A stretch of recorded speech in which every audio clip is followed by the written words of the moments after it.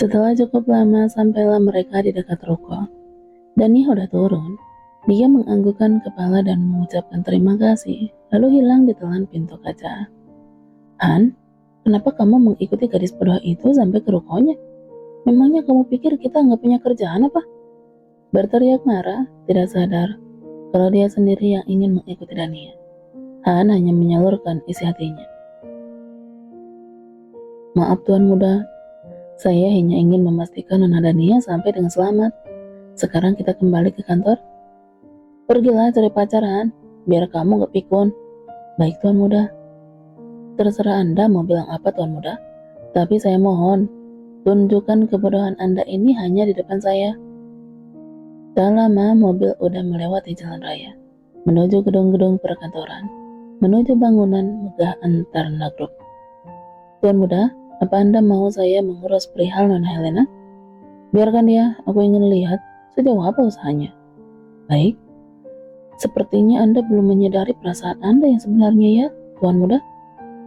Pekerjaan harian yang dilakukan Dania dalam ruko 2 lantai di kawasan perkantoran, profesi yang dia jalani dengan sepenuh hati, baik sebelum dia menikah atau sampai hari ini setelah dia menikah dengan Saga. Dia menggantungkan impiannya di tempat ini, berharap setelah bisa melarikan diri dari Saga, tempat ini pun yang akan menjadi pegangan hidupnya. Tumpukan pakaian udah dipisahkan sesuai dengan status orderan, sudah menempel di masing-masing tumpukan. Kertas bertuliskan nama pemesan dipisahkan ke dalam box yang udah transfer dan baru sekedar keep barang, alias menunggu transferan. Di setiap lantai ruko melakukan aktivitas yang sama. Dania sebagai penanggung jawab pakaian anak di lantai atas, dan lantai bawah Tika sebagai penanggung jawab pakaian dewasa. Dania sedang membalas chat orderan. Kaos Ogri size S sama satu yang motif mobil sama motif superhero. Karyawannya sigap mengambilkan stok, lalu menempelkan kertas di atasnya, begitu seterusnya. Dania menguap beberapa kali, menutup dengan tangan, mengusap air mata yang muncul di ujung matanya. "Kenapa sekarang aku gampang lelah begini sih? Biasanya juga sekuat baja. Gara-gara harus berjuang bertahan hidup menghadapi Tuan Saga, sepertinya energi kehidupanku makin hari makin berkurang aja. Aku bisa mati bukan karena dia membunuhku, tapi karena aku tidak punya size energi untuk bertahan hidup." Dania melirik HP-nya. Ketika sebuah pesan masuk, dia lalu menyerahkan HP toko dan berjalan menuju tempat tidur. Benda ini ternyata berguna juga, gumamnya sambil ambruk dan menjatuhkan diri. Dania membuka pesan. "Nah, ini ibu, apa kamu bisa pulang ke rumah waktu ulang tahun ayahmu? Dan bisakah kamu mengajak Tuan Saga untuk makan malam di rumah?" Dania langsung terbahak setelah membaca pesan di HP. Ibu penyihir mengirimnya pesan. Dia memanggilku apa? "Nak?" Aku sampai merinding. Ini pertama kalinya dia menyebutku dengan panggilan nak. Sepertinya hari ini akan hujan deras di bumi. Dania meraba tangan dan tengkuknya sendiri. Wanita itu telah kehilangan harga diri yang ia jaga dengan baik selama ini. Demi bisa membawa Tuan Saga, dia bahkan mengirim pesan dengan bahasa yang baik pada Dania. Walaupun tidak tahu bagaimana rautnya saat mengetikkan pesan, tapi demi memikirkan itu berhasil membuat Dania terpingkal di atas tempat tidur. Dania bangun dari tiduran karena mendengar Tika memanggil dari lantai bawah. Dari situ turun dengan tergesa, mematung di tangga saat melihat siapa yang udah berdiri di depan pintu kaca. Kenapa dia kemari lagi? Mana tuan muda yang selalu merasa benar itu? Apa dia sedang bersembunyi di mobil dan menunggu untuk memberi kejutan? Han menganggukkan kepalanya sopan. "Selamat siang, Nona Muda. Saya datang untuk menjemput Anda." Semua penghuni toko udah berkerumun antusias. Yang dari lantai atas sudah menuruni tangga. Sementara Tika dan yang lainnya udah berbisik penuh spekulasi dengan sok taunya. "Mbak Nia keren ya?" "Iya, dia dipanggil Nona Muda. Bagaimana tidak, suami Mbak Nia kan Tuan Saga." Iya, luar biasa ya. Kita bahkan menghirup napas yang sama dengan wanita yang dicintai oleh Tuan Saga." "Tuan Saga loh, pemilik hampir separuh kekayaan negeri ini. Aku iri. Tidak, tidak seperti itu, wahai karyawanku yang berhati polos. Kehidupan rumitku tidak akan pernah masuk dalam pikiran kalian. Berhentilah bicara yang tidak-tidak. Aku tidak mendapatkan anugerah kemuliaan dari Baginda Raja Sagara Hardian. Aku hanya gadis penebus hutang keluargaku. Andai aku orang yang tidak tahu malu menceritakan kisah hidupku, kalian pasti akan menangisi nasibku dan kita bisa bercucuran air mata bersama. Tapi aku bukan makhluk tidak tahu malu, jadi aku hanya bisa menangis sendirian. Dania mengisyaratkan agar semua kembali bekerjaan mereka masing-masing. Walaupun tampak kecewa karena harus melewatkan tontonan luar biasa, tapi mereka menurut dan kembali dengan HP dan stok barang. Sementara Dania menarik lengan Han keluar dari pintu kaca. Apa yang membuat Anda datang kemari? Tuan Saga tidak ada kan? Dania mengedarkan pandangan melihat mobil yang terparkir. Sepertinya benar tidak ada orang di sana. Mobilnya kosong, tapi demi meyakinkan diri, dia meninggalkan Han dan mendekati mobil, menempelkan wajah di kaca. Saya datang sendiri, Nona. Ketika Han mulai paham apa yang dilakukan Dania, gadis itu celengak-celinguk mengintip ke dalam mobil dan mengedarkan pandangan di halaman ruko. Apa yang membawa Anda kemari? Berkecak pinggang sok menantang. Saya akan menjemput Nona, menjawab tanpa wajah bergeming. Kenapa? Suara Dania masih terdengar sok. Kapan lagi aku bisa bicara semauku kepadanya kalau dia tidak sedang sendirian? Gumamnya dalam hati Dania. Membawa Nona ke suatu tempat, Nona akan tahu nanti. Apa? Kau pikir kau siapa?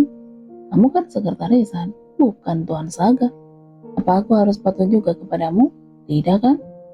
Dania menatap sekretarisan yang ditatap tajam. Sama sekali tidak terganggu, dia memang ahlinya menyembunyikan perasaan, begitu sorot matanya mengisyaratkan. Silahkan ambil tas Anda, Nona, kata Han setelah lama mendapat sorot mata sebal dari Dania. Tidak mau. Apa kamu?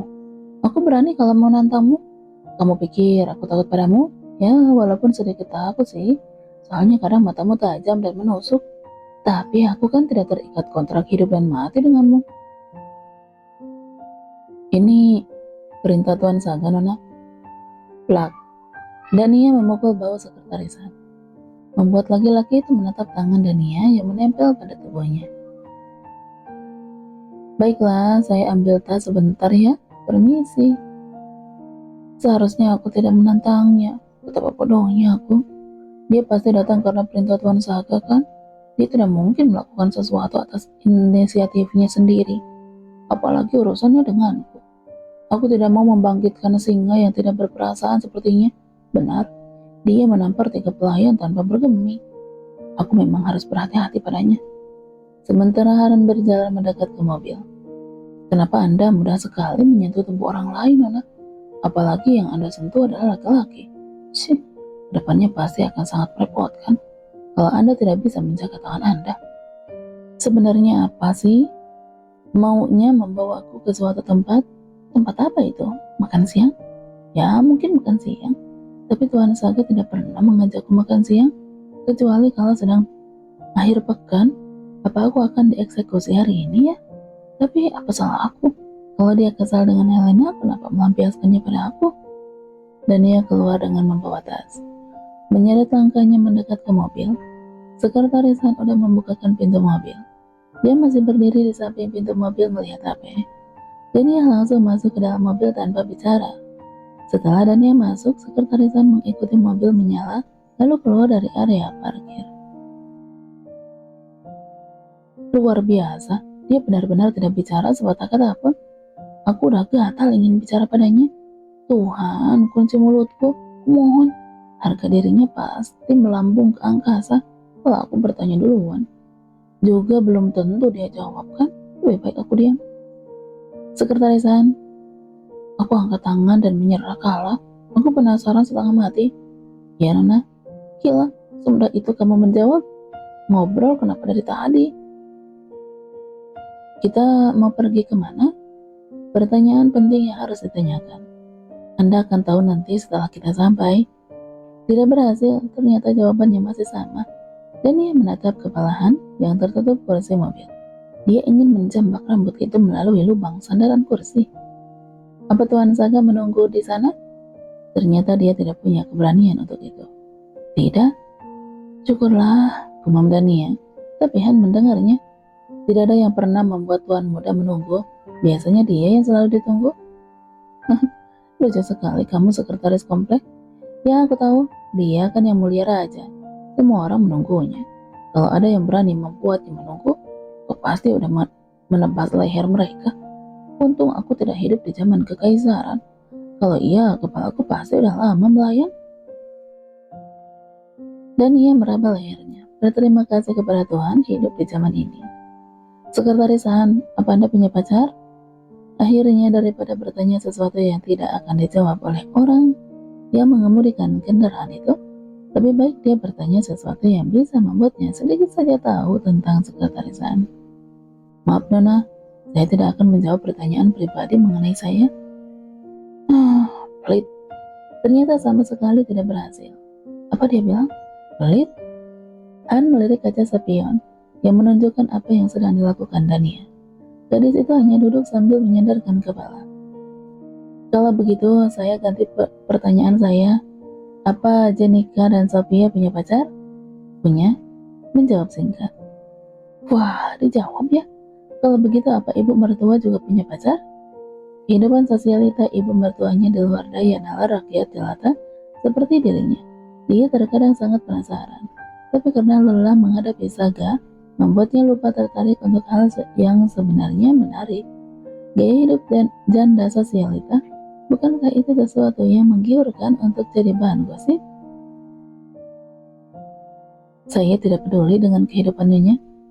Wajah Dania berkerut mendengar jawaban Han. Jahat sekali, kenapa Anda tidak peduli? Karena Tuan Muda juga tidak peduli.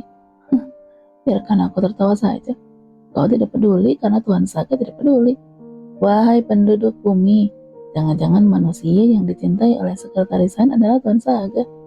Dia bukan hanya selalu menempel dan menghirup udara yang sama, tapi dia udah terobsesi dengan tuannya.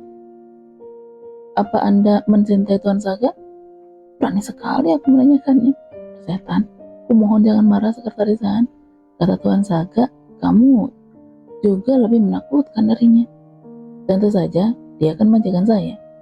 Maksud saya bukan begitu, tapi perasaan seperti Tuan Saga dan Helena, cinta yang seperti itu. Aku semakin berani aja sepertinya. Saya harus membunuh Anda jika Anda bertanya lagi tentang masalah ini. Langitnya sangat cerah ya, sekretaris Han. Saya penasaran sekali kemana Anda akan membawa saya. Makan mie instan juga sepertinya enak. Mengoceh kemana-mana tentang cuaca dan hal remeh-temeh lainnya, sedang berusaha menyelamatkan nyawanya. Sambil bicara kemana-mana, Dania teringat dengan pesan yang dikirimkan ibu penyihir padanya tadi. Dia melirik Han, wajahnya tetap tidak terlihat. Sekretaris Han, akhir pekan apakah Tuan Saga ada agenda keluar rumah? Kalau seharian laki-laki itu tidak keluar, maka dia juga harus terkurung di dalam rumah seharian. Dia juga sedang berusaha menemukan alasan kalau sampai tidak bisa datang ke ulang tahun ayahnya.